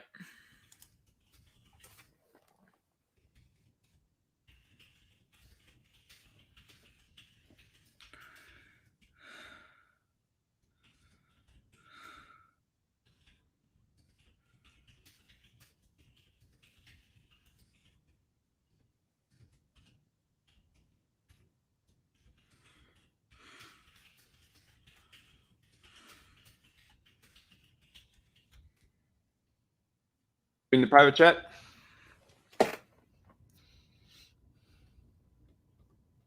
Oh, you found it? I did actually. Oh, if, I really don't mind if you mention it or not. Honestly, I And, you know, just I won't mention it by name just so that it does not get mobbed or whatever. But any plans in the future for YouTube? Obviously, you're not coming back to your older channel as you mentioned in your announcement video. But I was just wondering what YouTube plans you have, if any. well, I'm gonna see if I can get some of my IRL friends to have some live debates. I had one with a friend over taxation, in which I basically pointed out the Eisenhower administration is not a good example of why high taxes are supposed to be a good thing. Um, I live debates and discussions are what my plans are. Some videos. I think I'm going to try to cover a lot of history as well, and video essays are probably going to be what I'm going to try to do. Probably some YTPs. Who knows? But that's pretty much what I intend to do. And I almost forgot to mention this. So, as some of you guys know, in late 2019, I became a convert to the pro-life movement, and with many of my IRL friends, they are not in agreement with that at all. And I stopped caring a long time ago if they're happy with that or not. One of my IRL friends follows me on my new Twitter, and I retweeted that. I think one day I retweeted a bunch of pro-life posts and basically saying Roe versus Wade has got to go. And she messaged me one day on Snapchat saying, I'm unfriending you. And I was like, what the hell for? And then I was like, oh, probably because of that. And I thought, well, if that's the case, then good riddance. You know, I can't say I feel bad if a pro-choicer wants to unfriend me or stop talking to me because I'm not in agreement with them. Yeah, I mean, if they're like that distant of a friend, and this person doesn't even really sound like a friend, sounds more like an acquaintance that maybe you were meh on anyways. Anyways. We got along quite well, and there were times it was almost like another sibling that I didn't have before. Really? Yeah, and I was like, well, And they thought the abortion issue was that much of a deal breaker for you, or for them? Yeah, that's what happened. And a few other people that I used to talk to also distanced themselves from me, and I thought, well, Sorry, I can't say there. That's all right. I hung it up. It was potential spam. It said. Oh, but I overall just stopped caring because I thought, you know what, I'm just going to be doing what I think is right, and I can't say that I can care anymore if I upset people I know IRL with my views. I mean, a number of people that are my age that I went to high school with are critical of capitalism. And all I do is I laugh react their posts on Facebook. They'll give a wholehearted, like genuine criticism. Their genuine criticism of capitalism. I just leave a laugh react because I think what you people call, and yes, you people call a human right is not a human right. If the government can provide it, they can take it away. By the way, yeah, I'm not as rich as Jeff Bezos. His life does not impact me in any way. Yeah, I got this pretty sweet tablet from him. Thanks, Jeffy. But his what he does not impact my life, and I don't really care what him or Elon Musk do with their lives. The only time I've unfriended someone over politics was when the old friend was such a pro-abortion that he said my wife should have been aborted. My wife was a 3-time abortion survivor. Well, Scorch, all I can say is I'm very glad your wife survived that. I'm glad your wife survived that, and 3-time abortion survivor. How does that happen? Wait. Question. What? I mean, if it doesn't get too personal, Scorch, you can refuse to answer if you want to. Was your first wife, did her mother attempt 3 different times and fail all 3 times to get an abortion? That's the only thing that can make sense to me, possibly. But yeah, I actually at one time got speaking of arguing over abortion and friends, there was one time late last year, it was October actually, that I was arguing with not even really a friend, as acquaintance from my last job that I still had friended on Facebook. She shared something in regards of abortion. I didn't even make I can't even remember what exact take it was. It wasn't even the strongest take against abortion. It was just trying to clarify some of the rhetoric within the abortion debate, because I don't really care that much if you are going to be pro-choice. Ultimately, I do want you to become a pro-lifer, but I at least would like you to fully understand my beliefs. So, like, our beliefs within the pro-life community, that it's not about controlling women's bodies, it's about preserving babies' bodies is what it is about, if anything. And it's not out of a hate towards the women's, it's out of a concern for the unborn babies. But apparently a certain bucktooth British cuck would think that it is all about hate towards the women's. But I wasn't even like arguing with her, but I made that one comment, and she was eventually all like, just don't comment underneath my post. Just unfriend and unblock me. You're not going to win anything. And I was like, I don't want to block or unfriend you. If anything, it sounds like more like you kind of want to unfriend and block me. And after that, a whole bunch of her friends chimed in. I got into back and forth with them. There might have been some slight bluntness and slight passive aggression on my part, but I did not go outright insulting anyone until somebody decided to call me an asshole just for stepping in with my opinions on the political post, on the abortion post. And I called him actually, he called me stupid. But anyway, that was the first time that I thrown any insult. And just out of left field, when I thought that the conversation was coming to dial down, this one old crone who was also a former coworker of that same establishment that I used to work for, coming in at left field saying that I should just shut the fuck up about abortion. And when I say old crone, I'm meaning she's like in her 50s or 60s, and not that pleasant looking of a woman. And she just mentioned the out of left field, some old comment that I made to her that I thought was already resolved. I told her, I thought I had already apologized to you for this. Why are you bringing it up after so many years? And people say that I hold grudges, supposedly. And so I mentioned that, and yada, yada. I was going back and forth with them. It got increasingly more personal. At one point, the first lady who originally shared the abortion post was all like, this is why you don't have a girlfriend, Zach. And I'm just thinking to myself, I've met plenty of pro-life women. Like, there are 99 problems as to why I'm still single, and lack of pro-life women in this world is not one of them. And eventually she also said, no offense, Zach, but your mom should have swallowed you. Yeah, I clapped back at her. Yeah, that's totally not sociopathic of you, because I go disagreeing with you on abortion. Apparently, I should have never been born. Totally not sociopathic of you.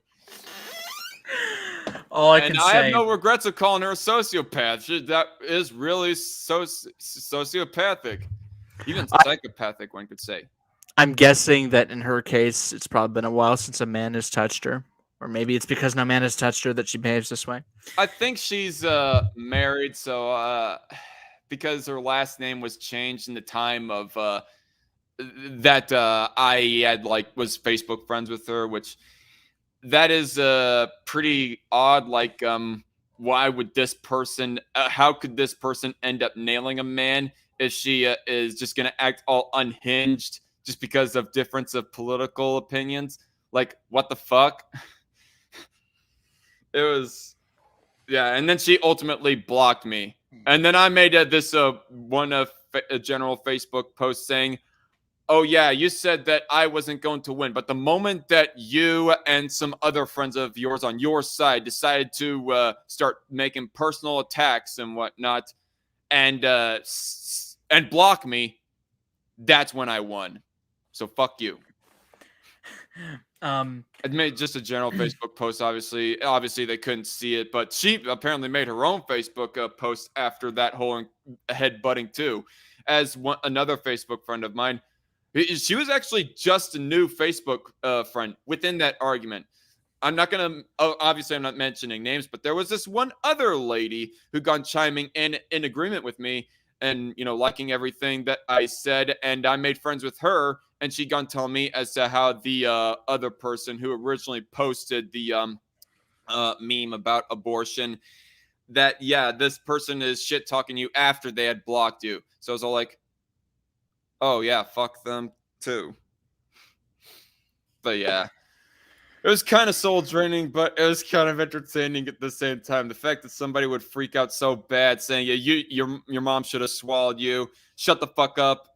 The one older lady just had no response, nothing of substance to bring at all in the abortion discussion. Like the first time that she chimed into that abortion discussion was when that it started dialing down. Like nobody was making any more new replies or anything to each other. She just came swinging in saying, "Zach, you should shut the fuck up." Gosh, And just kept on going on about that. Yeah, you get the point. You're saying, yeah. I found some of the conversations I try to have. The weird thing is that with this particular friend that I had earlier in the year, we had argued over the subject, and there was nothing like block me or unfriend me or whatever. But I was, because I got so tired of just seeing the same pro-abortion, and whenever people say to you, no one's pro-abortion, that's a lie. But I was just so sick and tired of hearing or reading the same arguments. I thought I'm just going to chime in and basically, dropped a bunch of sources saying that life does start at conception, and that abortion is murder. And they're like, I don't care, just kill the babies. And I'm just thinking, all right, you people have no right to talk about save our children or any of that. And whenever I see people make pro-abortion arguments, I just think they have no ethics, no principles, and they have no right to complain about a lot of things. I mean, some of these people, they're the same people who say healthcare is a human right, but they're fine with denying the unvaccinated healthcare. If that's not sociopathic, I don't know what is. And as to what Justin is saying in the chat, first off, that slogan, you don't have to be a commie to agree with it. it seems that he has just retracted it. Maybe he. Oh wait, no, he actually re-entered it. Yeah, I mean, I don't know what the ratios are. You can argue that most people who are fully anti-cop are communists, but literally not all. There is still the minority of them that are capitalist and anti-cop at the same time. Yeah. Look, I mean, you read up about the Waco situation. I think that would be, for many people, they'd be able to say that the FBI are full of bastards. And I mean, when police officers, and I'm not trying to rehash any old battles, but all I've been saying is that when cops get away with misconduct too many times, it's going to make people start to say that they're all bad. And some people may be commies and say the cops are bad, and some people, I'd say that if you arrest somebody for a nonviolent crime, I'd say you're a bastard. Yes, I'd say that, and considering the amount of times police officers have gotten away with acts of misconduct and outright killing people, I'd say that it's fair to say you don't have to agree with it. Fine, I don't care if you agree with me on the subject or not. But until the police officers of our nation stop abusing their authority, then until they stop abusing their authority, then simply put, I'm going to continue to say that they are all bastards. Well, sure it is, True Grave. Sure it is. Oh, why am I not surprised that this is True Grave? I mean, it's the same profile picture whenever he very first subscribed to my channel. Yeah, I'm pretty certain he'd be willing to call ANCOPs communists, because they are definitely ones who say that all cops are bastards. And I mean, anarchists in general, if you're an anarchist, it doesn't inherently make you a communist, of course. I'm going to say this: if the police, if people want the cops to not be defunded or abolished, which I'd say that if the cops are abolished, I think everybody, regardless if they are or not, which for the record they're not going to be, but if they were, everybody should be armed to the teeth. people were all afraid. Oh my God, you own an AR-15? What are you, an insurrectionist? No. I just own the gun because I can.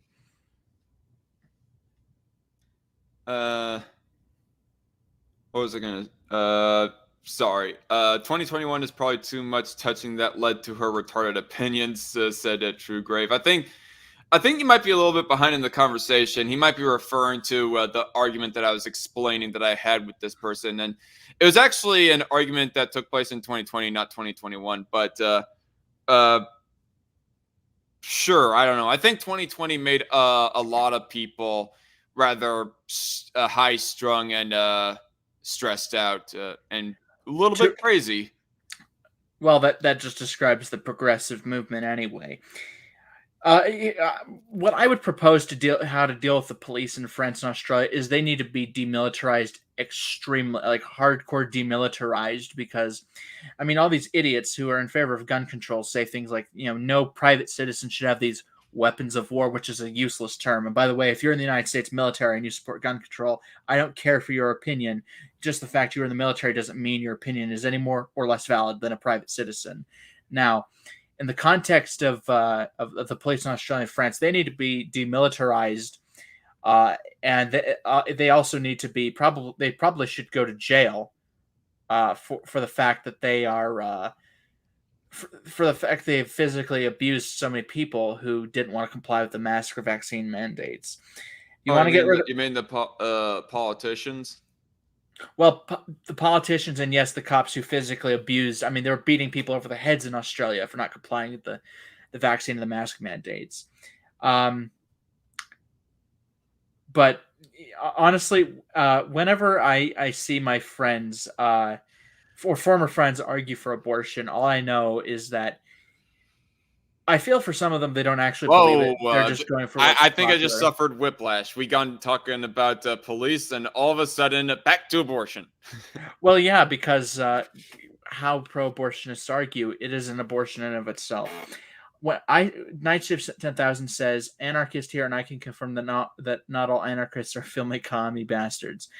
I don't believe in causing physical harm to communists, but I do believe that if a communist was elected to a state legislature, I'd say it should be, legal to deny them that seat. Anyway, Night Shift says that when he says defund the police, refund that money back to the people it was taxed from and let those poor people choose the security that they want. And I fully agree. I'd say that my proposed compromise, if you don't want to defund the police, is to use zero-based budgeting to require city governments, because that's mainly how the police are funded, through city governments, is to force them to restructure their budgets. Also to abolish police unions as well. As speaking of Techno 1200's live chat comment here, not even that. In Australia, they have become full-out Nazis. Which, speaking of which, have you seen that one compilation? I can't remember what politician it was. That was a YouTube poop of her, and at one point she was all like, "This is the Third Reich or Fourth Reich." Excuse me. You're gonna have to send me the link. Damn it. I had it in my watch later at one point, and I watched it twice. Then I removed it from my watch later because my watch later list is way too cluttered. Damn it. Should have saved it somewhere. I'd say that people really should not even try to rely on the police, because in certain cases you see too many times where they were not helpful or they arrived too late. And I know some of them are anecdotal examples, but I'd say that, by your rules, if the people want an anarchist to win, why do you turn authoritarian rule against the people and refuse a seat from the anarchist? I'd say... I think he might be referring to the comment of where that you were all like, refuse that communist political power. Well, the anarchists probably won't have that power, and besides, if anarchists don't believe in voting, they don't believe in running for office anyway. Keep in mind, if you want to argue that they are technically violating the Fourth Amendment because they have to take an oath per Article 6 of the Constitution to actually use that power, that they would be rebelling against the United States, violating the 14th Amendment, you could argue that that rule would be justified in expelling them. Now, there are democratic socialists who are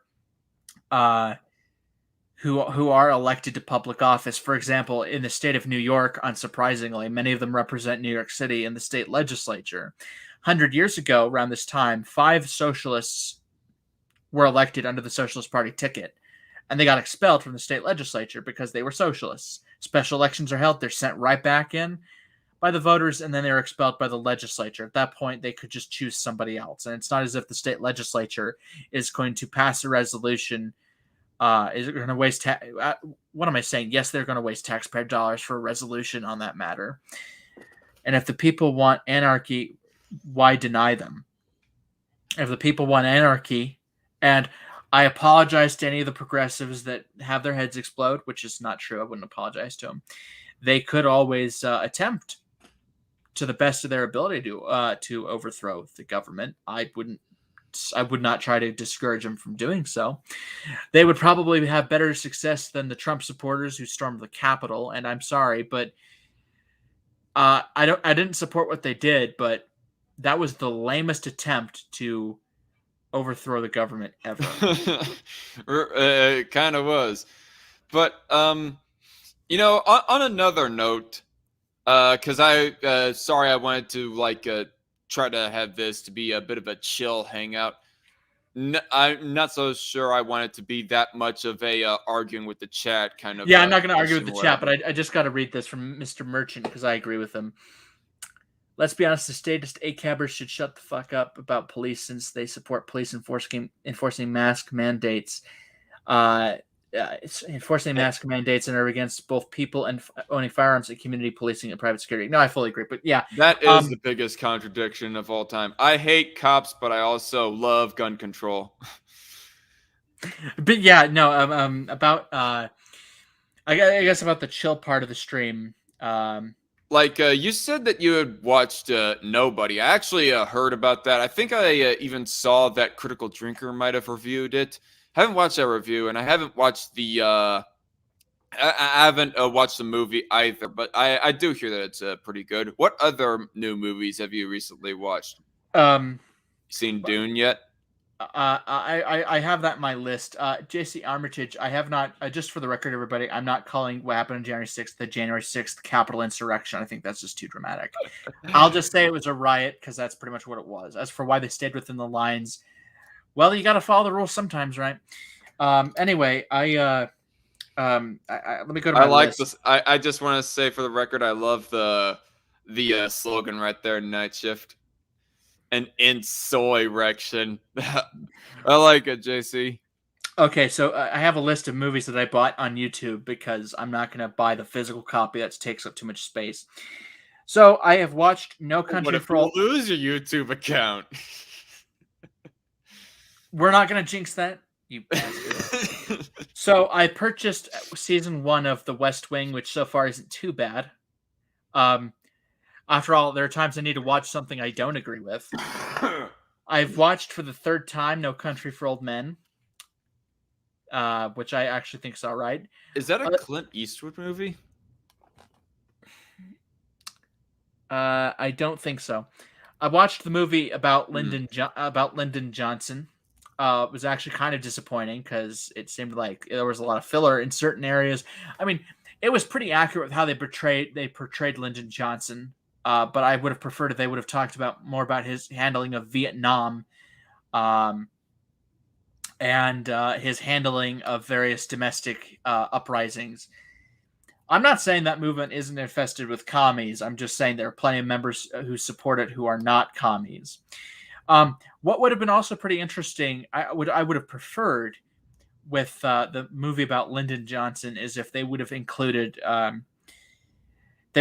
more about if it would have been a 3-hour movie about more in depth about his administration and all the good and the bad. I would have preferred that. I think they focused a lot too much about his service in the Kennedy administration, but they could have still included that. Now, about Nobody, and I'm not going to spoil it. By the way, the LBJ movie is like 97 minutes.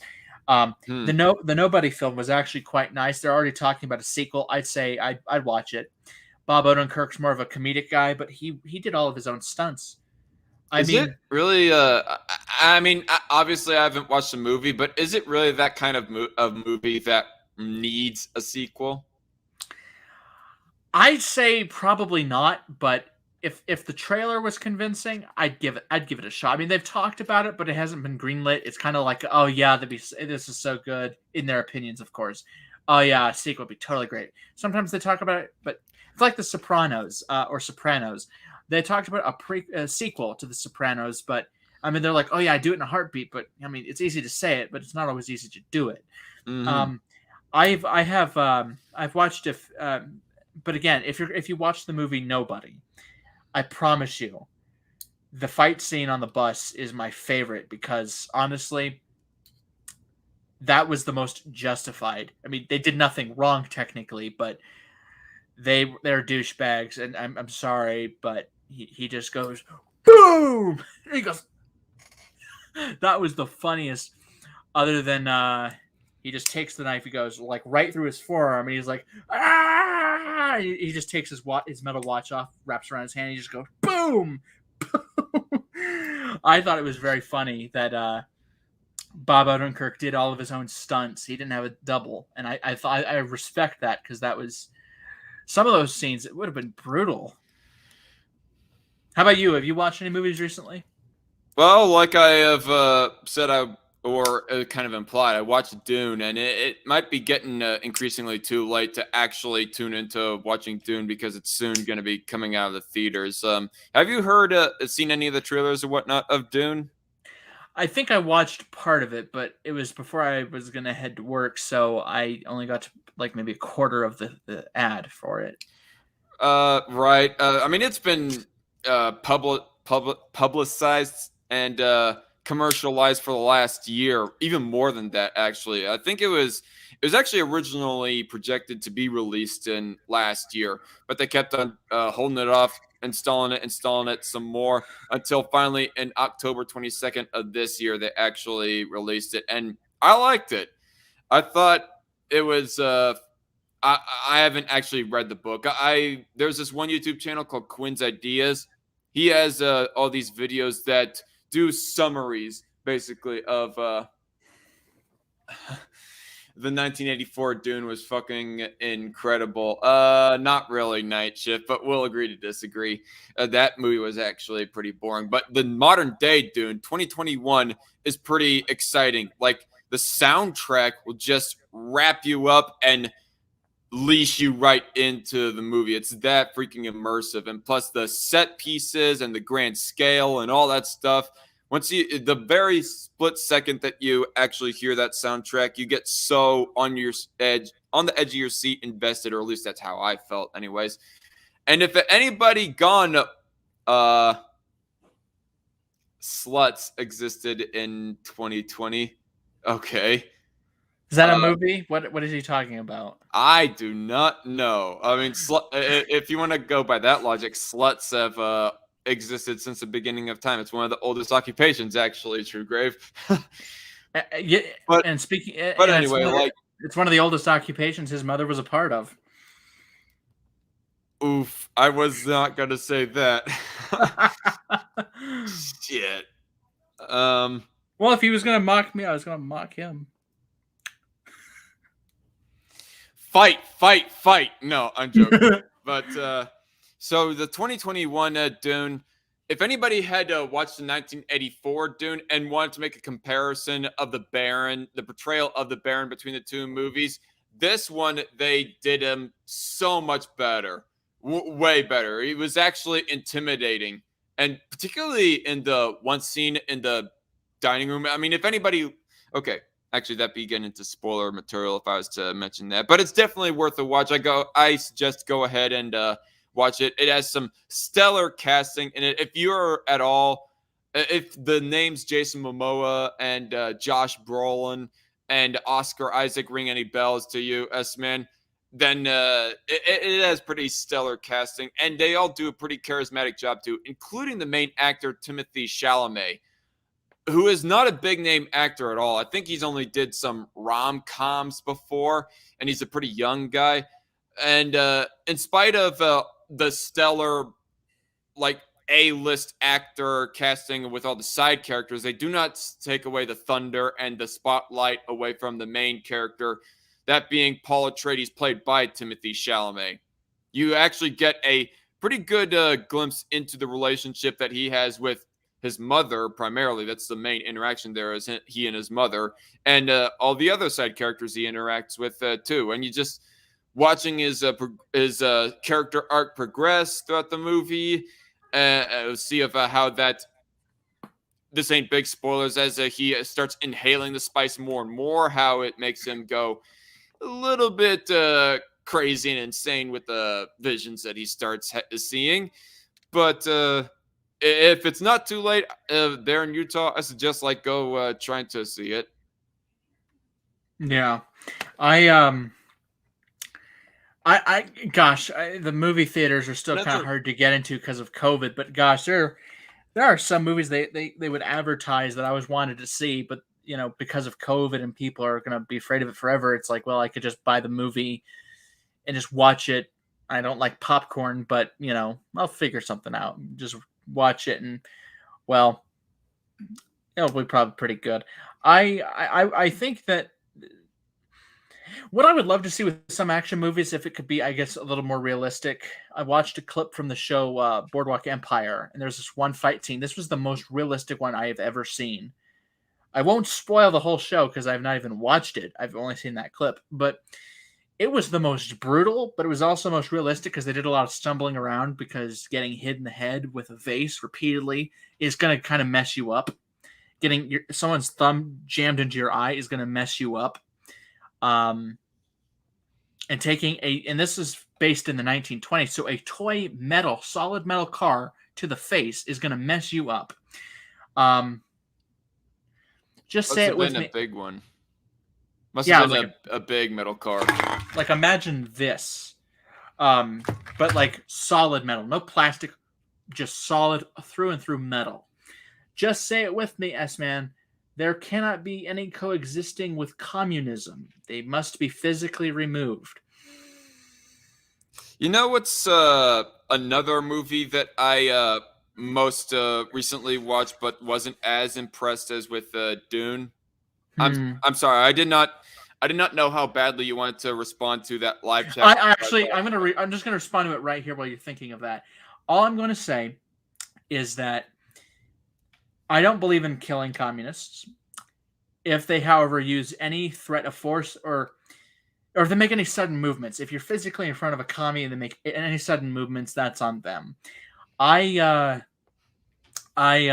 believe strongly that people should be armed to the teeth. I think that any certain way we can expand gun rights, we should. I'd say that if you're a communist and you attempt to, overthrow a business or something, and they execute you right then and there, they make it look like what they did to Bonnie and Clyde. They'll make it look like they just used a Nerf gun. That would be totally justified. People keep talking about a revolution. I'd say put the revolution down hard. I believe in freedom of speech, unequivocally, in the context of giving out opinions. I mean, I don't see any problem there. I don't accept the label free speech absolutist, but I say I'm pretty hardcore in favor of freedom of speech, gun rights. I'm a gun rights absolutist, and I take the title gun rights extremist proudly. I mean, for example, I stopped regularly talking to a friend of mine earlier this year because I said that the Boulder, Colorado gun law wouldn't have prevented what happened, and he just said, "Don't talk to me anymore." And I said, "Hell yeah!" Oh, jeez. Yeah, I guess that was.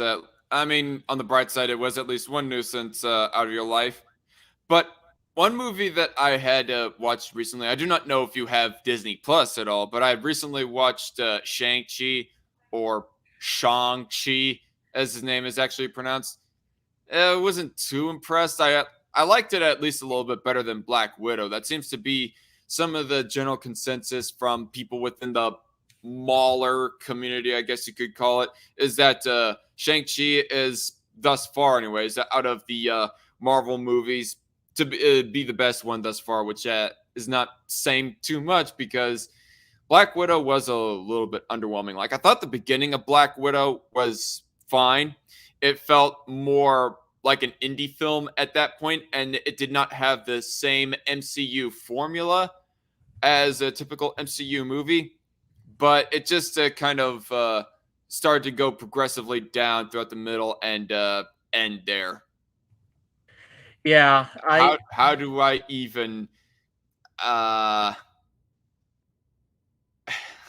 Anyway, to respond to what you were saying about the, there are certain movies that are so difficult to watch a second time or watch all the way through because it's just so bad. The acting is so bad, and you just think, I'm sorry, but this is just too. I mean, there was this one movie. The continuity errors were so many. I don't know if I think it was a horror movie. I don't think it was Night of the Living Dead because that was in black and white, but it was just so horrible. My dad was showing me this, and I'm thinking, whoever directed this movie should get like should not have their name on the Hollywood sidewalk. It should actually be like in a cemetery where all the films go to die, the bad films go to die. I don't know. I just think certain movies, the way, I mean, some movies are extremely good because the acting or the plot was really good. But I also, of bad acting, one movie that I very recently, actually last night, watched was Jingle All the Way. Don't know if you ever heard of that movie. No, I have not. It's at the time of when that Arnold Schwarzenegger was trying his hand at comedy. You know who Arnold Schwarzenegger is, though, right? Yep, he's the guy who touched a bunch of women and also wanted to be president. That's all? That's all you know him for? You don't know him for the Terminator? I know him from the Terminator. I've watched all the Terminator films. I've watched all of them, including the bad ones. Well, except for Genesis, actually. I haven't watched Genesis in full. I just watched Loudmouth review of it, and I pretty much take his word at it. That's pretty bad. That's so bad, not worth watching, actually. Yeah, I just found it to be impossible to. A messenger is going off. Sorry, you saying? Yeah, I found it really difficult to take that movie from certain I just lost my train of thought. When he tries his hand at comedy, it's like when Michael Jordan tries his hand at baseball. It doesn't work. By the way, okay, how far behind are you in the chat? But I'm asking that to Justin here. Look, anytime someone calls himself a Democratic Socialist, you know goddamn well they mean communist. I'm just used to these people calling themselves Democratic Socialists. It's kind of like when people mispronounce your name to the point of where you're like, you know what, I'm just going to pronounce it this way because I'm tired of people mispronouncing it. I remember this one meme that you had shared of where there was a skunk that was applying perfume to him, and it's a Democratic in text over the perfume bottle, and then it was big old socialist text over the skunk. Democratic Socialist. The fact that you put Democratic as an adjective in there does not make it any more appealing or anything like that. You can be tyrannical through democracy just as equally speaking as you can be tyrannical through a dictatorship or a monarchy. So, yeah. What was I saying? Oh yeah, the reason why I brought up Jingle All the Way is because the acting. I remember I used to watch that movie a whole lot when I was younger, and I got a kick out of it back then, and even now, watching it last night, actually, I remember there were even like some comedic points that I had picked up on that I hadn't picked up on before, but all the same, it really has not aged well. The acting has, I mean, especially when Arnold Schwarzenegger and Jake Lloyd are acting their parts out between each other. Yeah. I mean, saying Jake Lloyd is a bad actor, that's like saying water is wet, but all the same, you really realize of how really bad it is when you watch it as an adult, you know? Yeah. Yeah. I by the yeah, no, I agree. By the way, I'm gonna kick the hornet's nest in an apolitical way, in a non-political way. Uh um Die Hard is a Christmas movie. Die Oh Hard no, is I agree. yeah.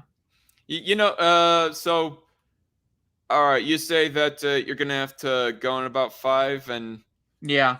I think we'll actually wrap this up here in a little bit. We did Yeah. not go talking about as much as about exclusively fun things as I kind of would have liked to. Did not as much go reminiscing on the good old times, which seems to be a staple thing of us men getting sentimental about the good old times. Yeah, just for some of DarkCon's newer viewers, me and him met about a year and a half ago.